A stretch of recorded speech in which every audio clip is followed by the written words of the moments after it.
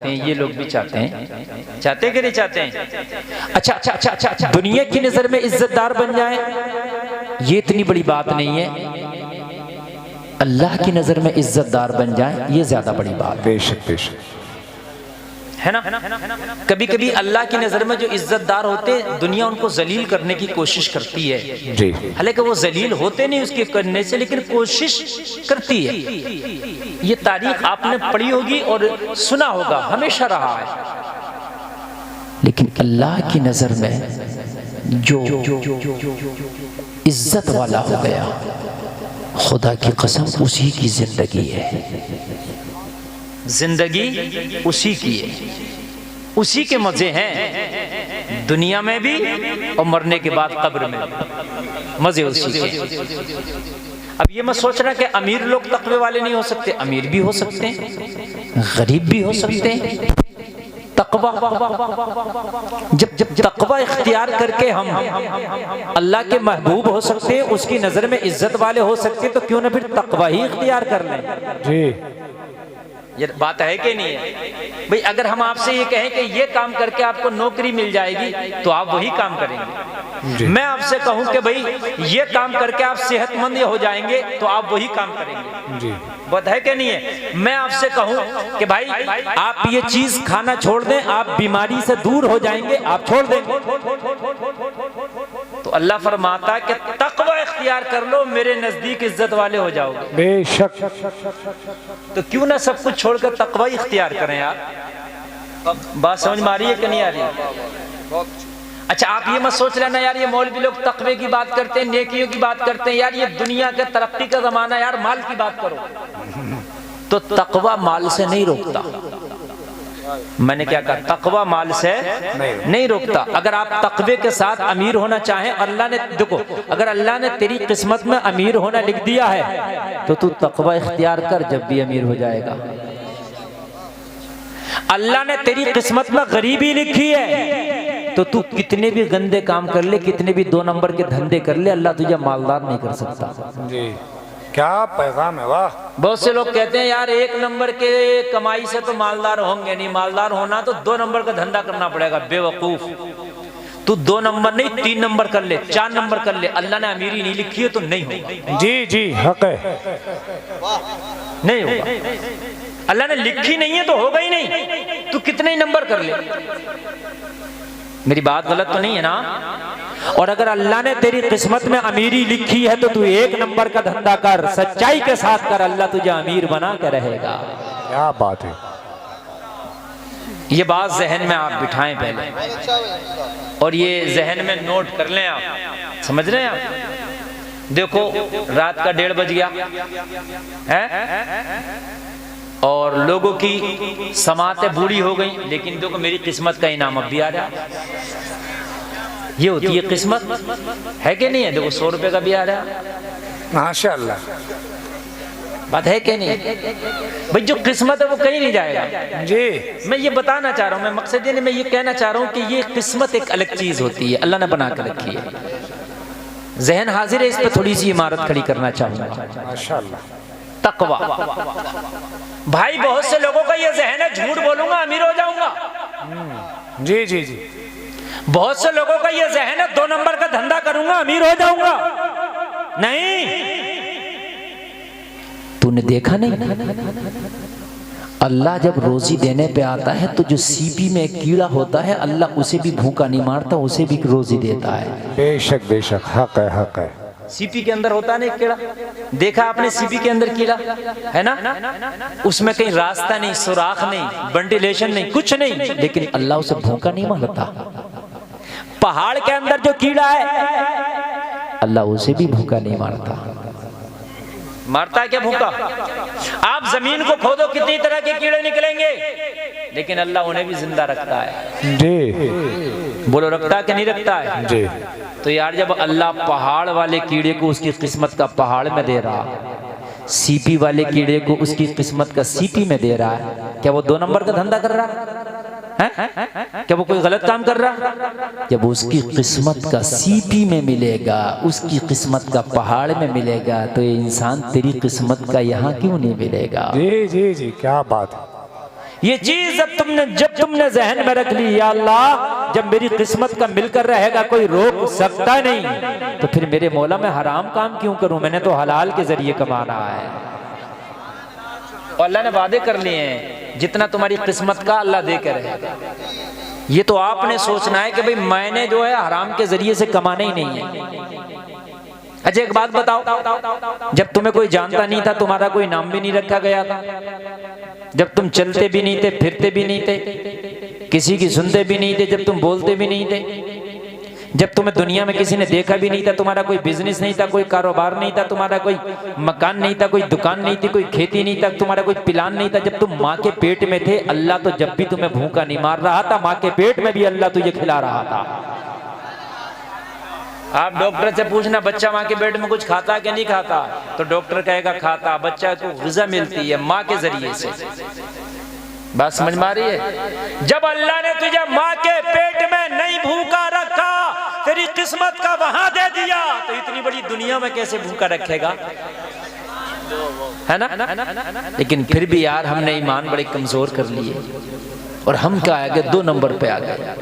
कोई झूठ बोल के धंधा कर रहा है, कोई सूद का धंधा कर रहा है? कोई लोगों को सता रहा है, कोई जुल्म कर रहा है। आज इस जलसे से ये तौबा करके उठना कि या अल्लाह जब तू किस्मत का देकर ही रहेगा तो फिर हराम के जरिए से क्यों। हम तकवा इख्तियार करेंगे, देना तेरा काम है। सलमान भाई थोड़ा आवाज बढ़ाएं, इसका कॉलम का आवाज बढ़ाएं। हम तकवा इख्तियार करेंगे, देना तेरा काम है। आप गुनाहगार बन जाओ, आप तो जितना चाहे बुरे काम कर लो, लेकिन मिलेगा उतना ही जितना अल्लाह ने किस्मत में लिख दिया है। कितने बुरे काम कर लो और आप नेकियां करने लगो, तब भी इतना ही मिलेगा जितना अल्लाह ने किस्मत में लिख दिया है। नहीं, आप हलाल तरीके से कमाओ तब भी उतना ही मिलेगा, हराम तरीके से कमाओ तब भी उतना ही मिलेगा। लेकिन ये आपको इरादा करना है कि हमने कमाना किस तरह से है। हमने देखा है कि गली के अंदर दुकान है, बिल्कुल गली में अंदर, लेकिन उसके यहाँ ग्राहक इतने नंबर लग रहे हैं। हमने देखा मेन रोड पे दुकान है, मक्खी मार रहा है। क्यों? उसकी किस्मत में अल्लाह ने लिखा है तो अंदर गली में ग्राहक जाएगा। समझ मारी कि नहीं आ रही? अगर आपकी किस्मत में अल्लाह ने ज्यादा लिख दिया है तो सुनो, कारोबार आप कोई भी कर लो, करना पड़ेगा कारोबार। अगर ज्यादा लिखा है तो कारोबार छोटा भी होगा, मिलेगा ज्यादा। हाँ, कभी कभी देखा गया कि छोले भटूरे की दुकान पर नंबर नहीं आ रहे हैं, चाय की दुकान पर नंबर नहीं आ रहा है। पता है कि नहीं? आदमी कहते हैं यार ये इतना बड़ा काम कर रहा है इसलिए अमीर है। अगर ये काम कोई और भी कर लेगा तब भी अल्लाह इसे इतना ही देगा, क्योंकि एक काम के ऊपर नहीं, किस्मत के ऊपर दिया जा रहा है। बेशक बेशक। बात समझ रहे कि नहीं समझ रहे हैं आप? लेकिन हमने दूसरों को देखा तो हम बुरे कामों पे आ गए। लोगों आओ मैं तुम्हें बताऊं तकवा क्या है। तकवा इख्तियार करो, देना खुदा का काम है। शरीयत का बहुत बड़े जी भाई बताओ। 1 तो 1:30 बज रहा, आप बातें करें कैसे चलेगा? बहुत बड़ा शरीयत का इमाम है इमाम मालिक। उनकी बारगाह में एक खातून आई, कहने लगी हुजूर मुझे एक मसला पूछना है। जी। मैं तुम्हारी तारीख बता रहा हूँ, लोगों में तुम्हें शरीयत का कानून बता रहा हूँ, लोगों में तुम्हें कुरान का रास्ता बता रहा हूँ। हम कुरान के रास्ते से हट के खुदा की कसम अगर चाहेंगे जिंदगी गुजारना, हम कभी कामयाब नहीं हो सकते। हमारा रास्ता कुरान ने साफ कर दिया है कि तुझको चलना है तो तकवा इख्तियार करके चल, तो दुनिया वालों की नजर में भी महबूब रहेगा और अल्लाह की नजर में भी महबूब रहेगा। इमाम मालिक की बारगाह में ये खातून आई, कहने लगी हुजूर मुझे मसला पूछना है। इमाम मालिक फरमाते हैं खातून बता तेरा मसला क्या है? कहने लगी हुजूर बड़ी गरीब खातून, मेरा छोटा सा मसला है। ये जलसे में आने वालों मैं तुम्हें बताता हूँ तकवा क्या है। आज तुम खाना खा घर में कमा के लाता है तो देखना कि तेरा बच्चा कोई हराम का लुक्मा तो कमा के नहीं ला रहा है। ए मेरी बहनों, तुम बैठी हो, अगर तुम्हारा शोहर घर में कमा के लाता है, अगर उसको सैलरी मिलती है, तेरा शोहर शाम को कमा के लाता है, अपने शोहर से मेरी बहन जरूर पूछ ले कि मेरे शोहर ये बता तेरी कमाई कैसी है, मेरे शोहर बता कहां से कमा के लाया है, तेरा बिजनेस क्या है। अगर तेरा शोहर कहे कि मैं इस तरीके से लाया हूं और तुझे लगे ये नाजायज तरीके से लाया है, तो अपने शोहर से कह देना मेरे किचन में तेरे हराम की कमाई के लुक़मे नहीं होंगे, मेरे किचन में तेरी हराम की कमाई से लाई गई दौलत से खाना नहीं पकेगा। मैं अपने बच्चों को फाके से रख सकती हूँ मगर हराम की कमाई अपने बच्चों को नहीं खिलाऊंगी, इसलिए कि अगर मैंने आज हराम की कमाई अपने बच्चों को खिला दी तो कल मैं बूढ़ी हो जाऊंगी, मेरे जवान बच्चे मुझे ठोकर मारेंगे। सुभान अल्लाह। हराम के खून कभी वालिदैन से वफा नहीं करते, नहीं करते कभी भी वफा। इमाम मालिक की बारगाह में ये खातून आई, कहने लगी हुजूर मुझे एक मसला पूछना, मैं बताओ तकवा किसे कहते हैं यार, तकवा देखो। कहने लगे बता खातून तेरा मसला क्या है। कहने लगी हुजूर मैं एक बड़ी गरीब खातून हूँ, मैं सूद काटने का काम करती हूँ।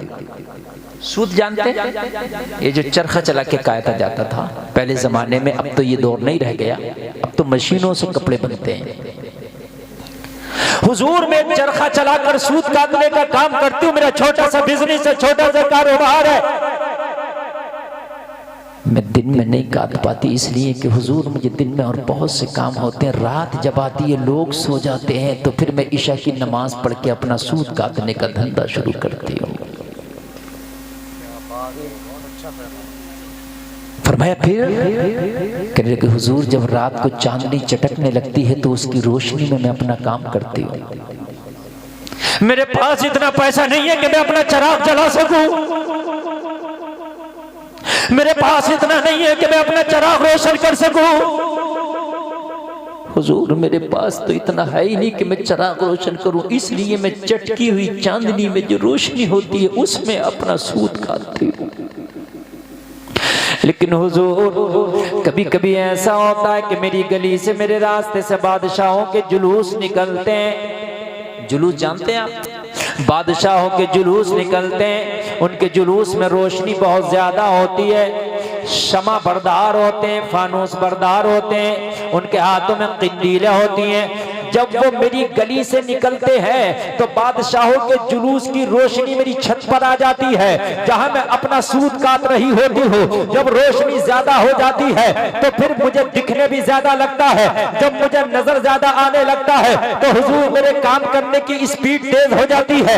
जिस दिन बादशाहों के जुलूस मेरी गली से निकलते हैं उस दिन मेरा काम दोगुना हो जाता है, इसलिए तो रोशनी ज्यादा होती है। हुजूर मसला ये पूछना है, ये जो सूद ज्यादा कट जाता है, ये जो दोगुना काम हो जाता है, ये दोगुना काम ज्यादा कटा हुआ सूद मेरे लिए जायज है या नाजायज है? आप सब देखिए यार कहाँ कितनी गहराई पे नजर है।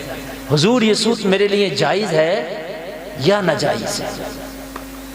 हाय हाय। इमाम मालिक ने फरमाया खातून ऐसा लगता है कि तू हसन बसरी की बहन है। कह रहे हुजूर आपको कैसे पता कि हसन बसरी मेरा भाई है? हुजूर आपको कैसे पता कि मैं हसन बसरी की बहन हूँ? फरमाया ये तकवा हसन बसरी की बहन ही का हो सकता है। ये शख्स सुभान अल्लाह सुभान अल्लाह, ये तकवा हसन बसरी की बहन ही का हो सकता। कहने लगे हाँ हुजूर हसन बसरी मेरा भाई है। लोगों जरा गौर करो कितनी सी बात पर ख्याल है, कितनी छोटी सी बात पर ख्याल है। और हमारा हाल ये है कि अगर प्रधान खड़ंजा डलवाने के लिए ईंटें रखवा दे रास्ते में और अगर 2 हफ्ते तक खड़ंजा ना पड़े तो आधी ईंटें गायब। जिसके दरवाजे पर थी वो ले गए ढो के। सही बता रहे हैं, समझते हैं हमारे अब्बा जी की हैं। जायज नहीं है, जायज नहीं है, बात है कि नहीं? जी जी ऐसा होता है कि नहीं होता है? ढुल्ली है कि सरकारी माले ले जाओ, नहीं। हद ये है कि मस्जिद में जो गर्म पानी होता है हीटर से, उसको भर के अपने घर आप नहीं ला सकते। बेशक। उस गर्म पानी को आप अपने घर नहीं ला सकते, इसलिए कि उसमें बिजली खर्च हुई है और बिजली का बिल मस्जिद देती है, तो तेरा पर्सनल अधिकार नहीं है उस पानी पर। जी जी बेशक। बात समझ भाई? ये जो नमाज के बाद मस्जिद का पंखा चला के आप लेट जाते हैं, जायज नहीं है, इसलिए कि जो बिजली खर्च हो रही है पंखे में, इसका बिल मस्जिद देगी। ये नमाजियों के लिए था, तेरे सोने के लिए नहीं है। बेशक बता रहा हूं मैं आपको। ये जो आप चार्ज ले जाते हो, चार्जिंग, और चार्ज मस्जिद में चार्जिंग पे लगा देते हो मोबाइल, जायज नहीं है। जो तेरे मोबाइल में चार्जिंग लगी है, इसका बिल मस्जिद देगी। समझ में आ रही है कि नहीं आ रही है? आप गौसे आदम के चाहने वाले हो, गौसे आदम का जलसा सजाया, तो गौसे आदम का जलसा सजा के मोहब्बत नहीं होगी, उनके मिशन पे अमल करके मोहब्बत होगी। मोहब्बत गौसे आदम से करते हो, माल मस्जिदों का खा गए। मोहब्बत गौसे आदम से करते हो, माल पड़ोसियों का खा गए। मोहब्बत गौसे आदम से करते हो, माल हराम का कमाते हो, तो ये मोहब्बत नहीं है, झूठ है, झूठ। अगर गौसे आदम से मोहब्बत करता तो सर गौसे आदम के अब्बा जी ने एक सेब ही तो खा लिया था, जो दरिया में बहता बहता जा रहा था। क्या बात है, सुभान अल्लाह, सुभान अल्लाह, सुभान अल्लाह। क्या बात है हज़रत? बहता बहता जा रहा था, भूख लगी थी, कई दिन के भूखे थे, वो बहता हुआ देखकर खा लिया। यहाँ पे एक मसला बताऊं मैं आपको, फतवा अगर लोगे तो फतवा ये कहेगा ये सेब खाना जायज था। क्यों? इसलिए कि जो सेब बहता हुआ जा रहा था, इस पर किसी का हक नहीं था। ये जिस बाग से भी टूटा था, मालिक को भी पता था कि जो सेब मेरे बाग के पेड़ों से टूट के दरिया में गिरेगा वो मेरा है ही नहीं, वो तो चला जाएगा। जी जी समझ रहे हैं आप कि नहीं समझ रहे हैं आप? मैं मसला आपको समझा रहा हूं। साबुन है, साबुन, आप किसी का साबुन उठा के इस्तेमाल कर लो, नाजायज, लेकिन वो साबुन घिसते घिसते किरच रह जाए, आखिर में जो रह जाती है छोटी सी, जो अगर घिसो तो यहाँ हाथ चला जाता, वो यहीं रह जाती है। देखिए छोटी सी वो किरच अगर किसी ने फेंक दिया तो उसने ये समझ के फेंका भी ये मेरे काम की नहीं है। उसे अगर आपने बगैर इजाजत के उठा के इस्तेमाल कर लिया तो जायज है, इसलिए कि उसने अपनी मिल्कियत से खारिज कर दिया। देखिए कुछ ये तकरीर चल रही है भाई, अब मैं कुछ काम की बातें बता दूं, इसलिए टाइम तो वो रह नहीं गया तकरीर का, लेकिन इसलिए कुछ काम की बातें बता दूं। बात समझ रहे हैं कि समझ रहे हैं? ड्राइवर साहब चले गए, गाड़ी का जो ड्राइवर है वो जा चुका है, अब इसलिए हम ही संभाल रहे हैं। मसले को समझ लीजिए जो मैं आपको समझा रहा हूं। चने रखे, किसी के चने बगैर इजाजत उठा के एक चना खा लो तो नाजायज, समझ लीजिए आप। लेकिन किसी ने चने फट के उसके छिलके के साथ कोई चना भी चला गया हल्का फुल्का, ठीक, उसने वो छिलके फेंक दिए, फिर